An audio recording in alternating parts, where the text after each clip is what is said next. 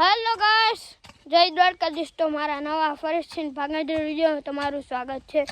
તો આ છે રયુભાઈ, આ છે રુદ્રભાઈ, આ છે કુંજભાઈ, આ છે ભવ્યભાઈ, આ છે મારા મોટા સાહેબ વિશાલભાઈ।